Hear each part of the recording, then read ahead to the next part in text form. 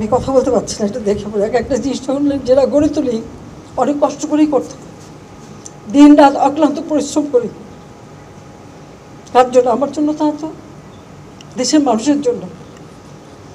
সবসময় চেয়েছি এক একটা জিনিস এমনভাবে তৈরি হবে যেন শুধু দেশ না, দেশে বিদেশের কাছে যেন একটা দৃষ্টিনন্দন থাকে, তবে যেটা আমাদের দেশে আমরা যে উন্নতি করছি তার একটা সিম্বল হিসেবে ব্যবহার হবে।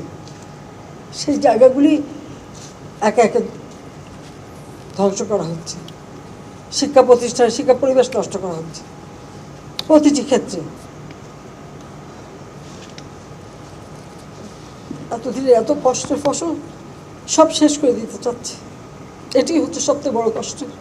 আমরা বাধ্য হলাম কারফিউ দিতে, বাধ্য হয়েছি সেনাবাহিনী রাখতে, কারণ মানুষের জানমাল রক্ষা করা এটা আমাদের কর্তব্য।